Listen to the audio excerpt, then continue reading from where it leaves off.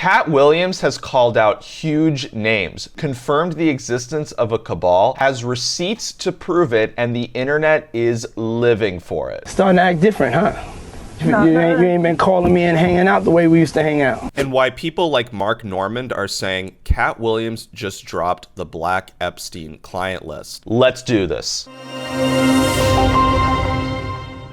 All of these big dick deviants is all catching hell in 2024. It's up for all of them. It don't matter if you Diddy or whoever you is. TG Jakes, any of them. All lies will be exposed. That's all. And anyone who takes that the wrong way, know why they take it the wrong way. The truth is the light. Allegations of Diddy hosting freak-offs or drug and sex-infused parties with minors to procure blackmail is looking more and more plausible. To learn more about the Homeland Security raid on his house and the allegations involving TD Jakes, you can check out my video here. Before I show the next clip, and I feel stupid that we live in a time where this has to be said, but I just have to iterate that this has nothing to do with race. Let's start with TD Jakes and the Black Pentecostal Church, shall we? And before I do, let us not forget what the Vatican Church did to cover up the sexual abuse of minors, okay? This is not something that we see solely in one denomination or race, so let's just get that out of the way. I came in this business saying I was going to expose. When I talked about Michael Jackson, when I talked about R. Kelly, they canceled me for these things because why would you talk about another black dude? Race is not where the line is drawn.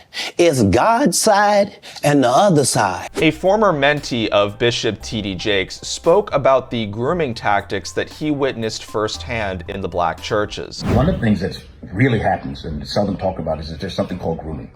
And it happens in the Pentecostal church, it happens in many churches, but I'm referring to the black church specifically. And what that means is that there'll be a bishop, a pastor, apostle, someone who has big conferences. Everybody knows, oh my God, they're the holy man of God. And they will pick their victims and they groom them.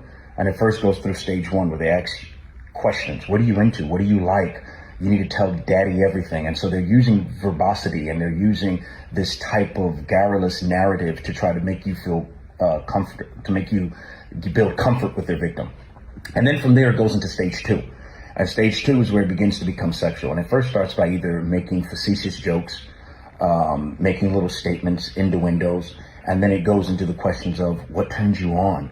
What do you like sexually? You need to tell me this because I need to know, because I need to be able to pray for you. So it's almost like a psychological power game that they're playing with you. And in your head, if you say something wrong, they project it on you. They body shame you. Oh, you're too sexual. Oh, look at your body. Oh, you're the one that's making me do this. Oh, and so you have that in the back of your head. And then you also have in their head of their dumb, misinformed followers who are pushing this predatory narrative because they're so in awe with either trying to be like them, either worshiping them, or not worshiping God, or worshiping their denomination or where they come from. And so they're not even there seeing with the eyes of truth, but they're there seeing out of carnality. And so they're sitting up there and they're protecting them. And the leader, the bishop, the pastor, they know this. And so they know and they feel invisible. Oh, I can get away with this. I just have to make a statement to my church. I just have to tell them, and they're never going to question.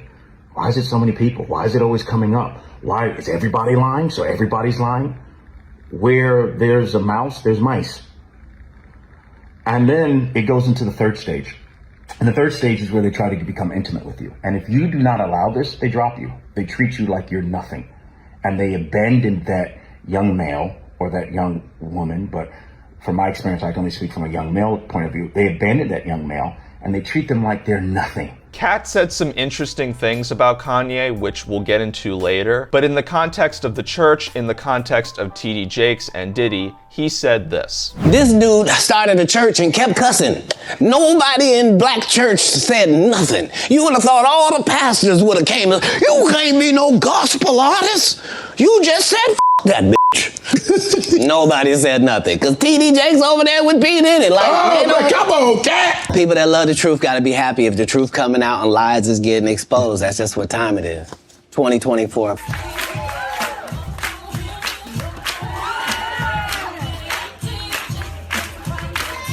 Alright, he's dancing to Beyonce. Maybe there's nothing wrong with this image. But if you've ever been in a situation where you go to a party with no intention of doing one thing, but a few conversations later, maybe a few drinks later, you end up in an unintended scenario. Blind spots, are they not areas that a demon would look to enter? A void in consciousness, the absence of strength. How do you think grooming works? Small, sometimes microscopic increments of normalization, desensitization to access mind, body, and soul. Take it from me, a person who was groomed at 14 years old. We are all being gaslit, groomed, and propagandized, are we not? The gatekeepers that Katt talks about, could they have the audacity to exploit the void of masculinity, the void of strength, to inundate the population with pleasure, to push for the abdication of responsibility, so that they can do unprecedented acts like, say, medically rape the entire global population? No! God, please, no! No!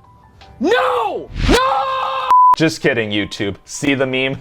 I was groomed by my dad's best friend when I was 14 years old, and when I told my dad what had been happening to me for years under his watch, he chose to side with a pedophile. I can understand why so many people never divulge such a secret. One truth destroyed the relationship with my best friend, with my own father. And I wish I could tell you that all parents love their children unconditionally, that all people love all others unconditionally, because that's the world that we all deserve to live in. But how many of you were told, take the shot or else I will withdraw your employment, withdraw our friendship, withdraw our love for you? Anything that take over your free will is the devil itself. With all the improvements in technology and automation, with all the resources that we have, how are things still like this? Like, how have we not reconciled world hunger? If you have $90 billion and you get together with a group of other billionaires, you can feed the entire planet and still be left with $100 million. The only conclusion that makes any psychological sense is in essence what Katt is saying. If those in positions of power and wealth are not sacrificing themselves for the betterment of this world, they're going the opposite direction.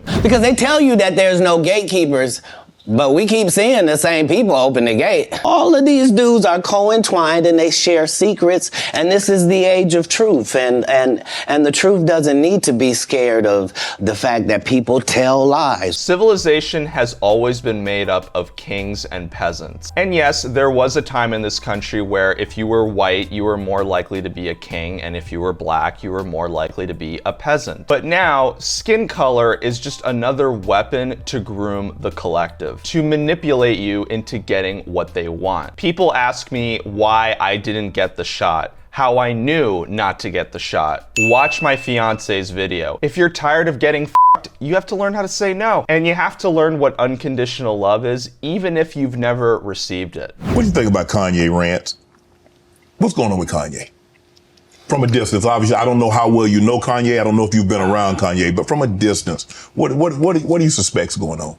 I suspect that we're pretty awful people if we say that somebody got a mental illness and then we watch what they do. You're the one that put him in a position where he thought he was God and could call himself Jesus. And you're the one told a guy that writes musical lyrics that he was a genius. Mm-hmm. You're the one that's like, so what do you expect? The guy married a whore. Like, what? Oh, Lord. Like, I didn't mean it like that. I mean, married her because she was one. Let's pause here. Kanye is a reflection of Kim, and vice versa. It is no accident that they were married, and it is no wonder that they are divorced. They have 4 beautiful children and have had many moments together, so I'm not gonna knock their union. Frankly, I don't know enough about it, but clearly they were unable to contend with each other. Kanye chose a beautiful object that he dressed up to behold, not a partner that he can grow, evolve, and grapple with. He wanted that. He courted that. That's what he wanted to base his family on. She got a good heart, though. I know what you're going to say. Don't you say it, Katt. Don't you say it. I'm going to move the conversation. If what I'm saying is not correct, then how does she end up with Pete Davidson? I mean, it happens all the time. And what if you weren't even good enough for Pete and he leaves you? What do that mean the product was? Is it hitting below the belt if it's true? If this is correct, and by all indications, it seems that Ray J, her ex, is telling the truth, that she was not a victim of a sex tape, but she orchestrated the sex tape. This is a voicemail that she left Ray J. Take a listen. Ray, it's Kim. I just want you to know that I think you are so disgusting and desperate. Who leaves their email address on their machine? You clearly want people to call you, but yet you won't call me back. And actually, you know what? Don't call me back. Don't ever call me back. I never want to talk to you ever again. If what they saying I did is true, then why didn't you never sue me? Whether we're talking Kanye, Kim, or even Candace and Ben at the Daily Wire, we're all getting a peek behind the veil. We get to see the edges and limitations of people that we have collectively put on pedestals. Kanye rants. You guys said in the comments section of this video that Candace is petulant. Shapiro is a baby. Okay, fine. But what's undeniable is that they are all talented. I would want them on my team despite their limitations. I can find love for all of them. Granted, it's weird to see unsavory things about someone, especially when they themselves can't see it in themselves. But you gotta give those, especially those putting themselves out there in the arena, some credit. And always place love before hate, because objectively, love is way more powerful than hate can ever be. As it gets harder to hide behind money, status, or influence, we're going to get outraged. We won't be able to stay as naive as we once were. Sure, there was Epstein, Ghislaine was tried, arrested, and jailed for sex trafficking, and the list of those trafficked were completely erased. But who the hell is buying it? Where's the list of billionaires, the heads of state that she sex trafficked kids to? You put her in jail, but there's no list? Oh, you're just a conspiracy theorist. You can only call people who are asking the most obvious questions conspiracy theorists for so long. I love watching at every level it's collapsing, and you don't have to do anything except be a disgruntled enough employee to be like, F it, I'm saying it, I don't care. So now the P. Diddy thing, which like for 2 years, I would tell people it's hilarious. I mean, it's horrific, but it's also hilarious that it was like the big secret that P. Diddy would make a bunch of these guys suck his dick and do weird shit. Oh, do you think the government does it? Well, P. Diddy does it.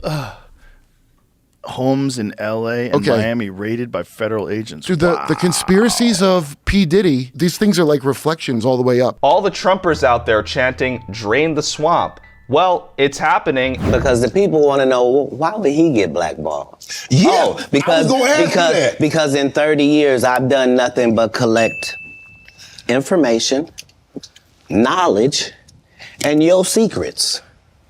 So if you and a man was in a corner doing something you wasn't supposed to be doing, you will tell it. No, somebody come to tell me. Okay. I gather that, I value that, I'll pay for that. Come, tell me. I know so many things I shouldn't know, and they all know it. They all know it. Why? Because you don't make me the villain. Not the guy that raises black children and ain't never done a hard drug in his life and don't have no stories of doing nobody dirty. And they'll just go out and they'll lie. The industry doesn't mess with Katt because he didn't show up for the studio.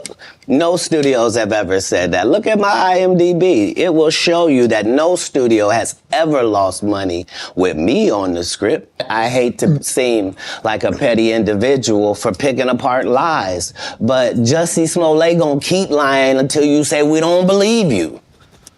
Like, it's important in the checks and balances of the universe that liars not get to make complete narratives for themselves. Are you not afraid about being blackballed again? These are some power people. What do you mean again?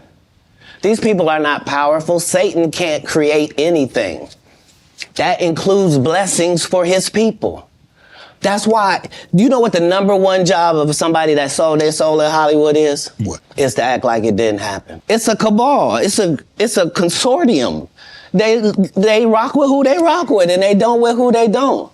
But I'm not scared of being the competition any more than you were when you lined up across from a superior team. Yeah, on paper, they're a better team. Right. They have all the assets and resources, and we don't. But let us get on the line, boy. And see if that factors in. I guarantee you it won't. Wow. All of these shortcut takers, They canceled me for talking about Harvey Weinstein before the thing came out, but he offered to suck my penis in front of all my people at my agency. What am I supposed to do? He did all of that. I'm thinking I'm the only black person on the script. I get there, it's 3 other black guys on there. Woo. Huh. So you wonder what they did to get that? I told him no. What y'all do? And this is why when I walk in a room, heads go down. Behind my back, I'm nothing. I'm just a regular old comedian that's bitter and jealous. But in my face, no, no, no. The king has walked in and they have to respect it only because I've not taken the shortcuts. I've not been funded. They pay you to not talk about things they don't want you to talk about. They tell you that themselves. Since this interview, past interviews of Usher talking about Diddy are now making the rounds. And in 2016, Usher was on Howard Stern talking about in the 90s, he was living with Diddy for a year when he was 14, 15 years old. I moved to New York City and I lived with Sean Puffy Combs for a year. It was curious. I got a chance to see some things. We're sending you over to something called Puffy Flavor Camp. In the 90s. Do you understand what that's like? I went there to see the lifestyle. Right. And I saw it. It was pretty wild. There were very curious things taking place. And I didn't necessarily understand. Biggie Smalls was there. Biggie Smalls was there. Lil' Kim, Craig Mack. All these people are hanging around. Yeah, man. Faith Evans. Jodeci, Mary J. Blige, they didn't know nothing about this. Oh. I was having a good time, you know what I mean? Does he have you doing any chores? Are you doing dishes at all? I mean, to keep you humble somewhat? Or are you just like, can you stay up till 4 a.m. with them and party? I mean, I could. We would fight, we would tussle. More than often, I think Puffy would say, man, you gotta chill, like you just a little bit too intense. You know, you gotta relax. Like, yo, man, I'm here to work, man. I ain't sang in a week. I mean, I'm 13 years old. I'm not here to party with you. I don't want to go to the clubs. Matter of fact, I'm too young to even be in here. Why you got me in clubs? There were a lot of things I seen and a lot of positions that I think I was put in where I had to make very, very tough decisions in my life about who I would be. 13 years old, partying and clubbing with Diddy. I'm not saying that he was sexually abused, but I know I had a lot of conversations that sounded like that with my abuser. Especially when I was young and didn't know any better. It was easy to confuse loyalty with keeping a secret for my abuser. Gifting, promise of social status and clout, all can be used as grooming tactics as well. For me, having a weak, deadbeat dad was the void that my abuser exploited and swooped in as a father figure. Justin, you ever seen the movie 48 Hours? Right now, he's having 48 hours with Diddy, him and his boy. They're having the times of their lives, like, you know, where we hanging out and what we doing. We can't really disclose, but it's definitely a 15-year-old's dream. You know, I have been given custody of him. You know, he signed to Usher. I'm signed to Usher. I had legal guardianship of Usher when you know he did his first album. I did Usher's first album. I don't have legal guardianship of him, but for the next 48 hours, he's with me. So and we gonna go full crazy. Going crazy. A 15-year-old spending 48 hours with a 40-year-old man? What? Here's a slew of moments that a TikToker put together of adults grossly overstepping boundaries with a young Justin Bieber. And mind you, this is all done in plain sight.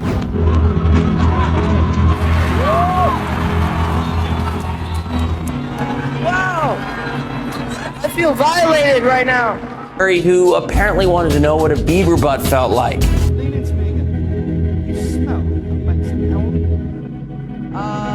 Thank you.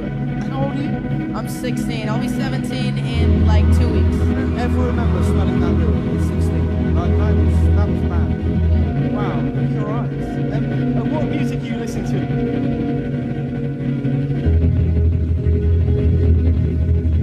Get that off. Hey.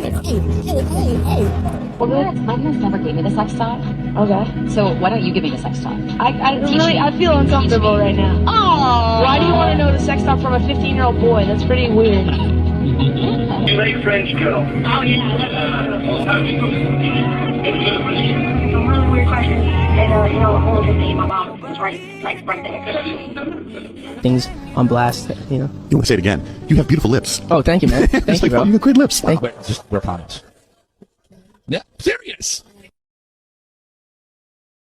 I want to protect her, you know? I don't want her to go through anything I want to. What else is being done in front of our faces in plain sight? Y'all already black mirrored me. You already made everybody think I'm crazy. You already took my family away. You already separated all my friends. I don't got no celebrity friends. Because when I was on TV, on Instagram saying, I don't know where my child is, and the Kardashians kidnapped my daughter in public, and I didn't have the address of my child, none of these niggas that want to say something Travis now. gave you the address, though, right? Travis gave me the address. Right. But as far as Meek Mills, Puff Daddy, whoever, none of these niggas, all you fake hard niggas, you. Hold on. Okay. All you fake hard niggas, you. Right. You know what I'm saying? Because you can't shoot nobody anyway, and the reation why you got to talk is because you did a deal, you fed. You know what I'm saying? That's why you got to come at me, because part of the deal for you to be a do all that and get out of jail is that you promise that you're going to go pull my co-car. So y'all niggas shut the up about me. So, back to Diddy. Music producer Rodney Little Rod Jones Jr. filed a lawsuit against Sean Diddy Combs, and the list of celebrities implicated is growing. We got Cuba Gooding Jr., 56-year-old father of two,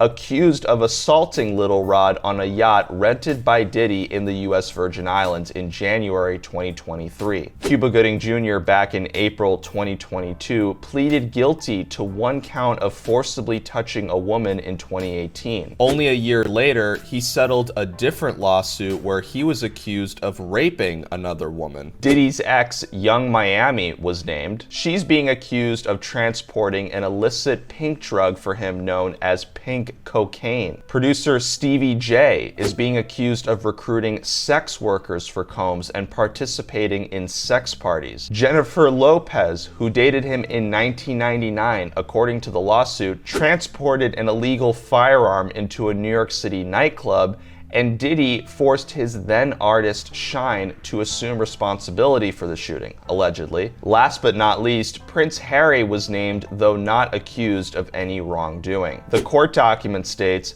Mr. Combs was known for throwing the best parties. Affiliation with and/or sponsorship of Mr. Combs' sex trafficking parties garnered legitimacy and an access to celebrities such as famous athletes, political figures, artists, musicians, and international dignitaries like British Royal Prince Harry. The parallels to Jeffrey Epstein doesn't end there. Little Rod compared Diddy's chief of staff to Ghislaine Maxwell, saying Christina Karam is his Ghislaine Maxwell, saying she ordered sex workers and prostitutes and distributed ecstasy, cocaine, GHB, ketamine, marijuana, and mushrooms to him and his celebrity guests who were on his yacht and in his homes in LA, New York City, and Miami. Another Epstein-esque detail is the claim that there were cameras all over Diddy's house to catch any compromising footage of anyone who attended these parties. Of course, Diddy is saying that it's all lies, and his lawyer is saying that it is a gross overuse of military-level force. But we shall see. It is not looking good.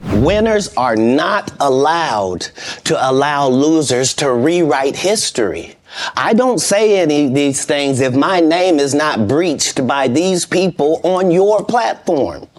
If you give a liar a platform to lie, then I'm not being messy by saying, hold on, that never happened, it's untrue, and there are hundreds of witnesses for each thing I'm saying. 65 million views on YouTube later. What's next for Katt? In a brilliant marketing move, he is set up to divulge even more on his live, uncensored Netflix comedy special, which is the second ever live comedy special in Netflix streaming history, the first being Chris Rock, who performed Outrage after the infamous Oscar slap. Oh, wow! Which brought in 798 million viewing minutes from people who were vying to hear what he was going to say after the Will Smith slap. 65 million views on YouTube is insane, but Netflix has over 260 million subscribers. His platform to expose the lies is only expanding. In his most recent Netflix special, Williams became the arbiter of truth in a time of misinformation, breaking down his favorite conspiracy theories, which makes a truther like me excited, but who knows what's gonna happen. It's live. If he wants, he can switch it all up when he takes it to the stage, or he can fumble the way that Chris Rock did on his biggest punchline about Will and Jada. But as it looks now, things may only get juicier. And I'll give a shout out to Netflix for having a pair because they have relationships with the comedians that he's calling out. I did not know. You're telling me and showing me a side of the business that I didn't know. That you guys are, man, the competition, the competitiveness. That's all business. Either you live in alignment with God or you don't. I remember Nassim Taleb saying that a monthly salary is an addiction worse than heroin. Obviously, we all need money to survive. And this video has extreme examples of greed and manipulation on a massive scale. But the draw of comfort and money, we see that in our day-to-day. You get a job, you want to climb the corporate ladder, and maybe a shortcut is offered. Maybe you need to step on your neighbor's head to get ahead. The path of immorality can start amoral, and you can even trick yourself to think, I'm going to do this small immoral act in exchange for a moral cause like raising a family or donating to a church. But even if you are incrementally moving towards immorality to do what is moral, are you not just gaslighting yourself? So you believe if your talent doesn't support it, you should fall by the wayside, and the guys that have the talent and that get elevated, they should move. No, that's what water says. That's what the universe say. The universe say the levels. No, not I say. Who am I? I'm nobody. But I'm working every day as if I think that's what should happen. Is how it should be. And I'm choosing comedians that also write and work hard and don't steal other people's material. And I'm making sure that they all make $300,000 a season. And I'm making sure that they're not ever signed to me or my conglomerate. And that's why they're successful. No, you can work with me and still be an independent businessman, boss owner like you came in. Right. I don't need you to be subservient to me. That's those other guys that make you pay dues. Look, I was groomed. I was raped. And admitting it was the hardest thing that I ever had to do, but now it's clear to me I'm not alone. We were all coerced into taking a medical experiment, groomed by people who not only have all the money, but they control it. They own it, along with the food supply, the pharmaceuticals, the media. I mean, hello, Vanguard, hello, BlackRock, a global monopoly disguised as multiple corporations. Today's kings don't need money. They are the entity that creates money. So what do they need? Your silence. Maintaining the status quo. So don't ever make money your god. We are all in the belly of the beast, walking into Satan's playground. So navigate wisely, tell the truth, stand for unconditional love, and always choose the path of integrity. That's all the time that I have for today. Please be sure to like, share, and subscribe to Inverted World, and I will see you on the next one. I know I'm going into the belly of the beast. How could I be naive? I know that I'm going into Satan's playground.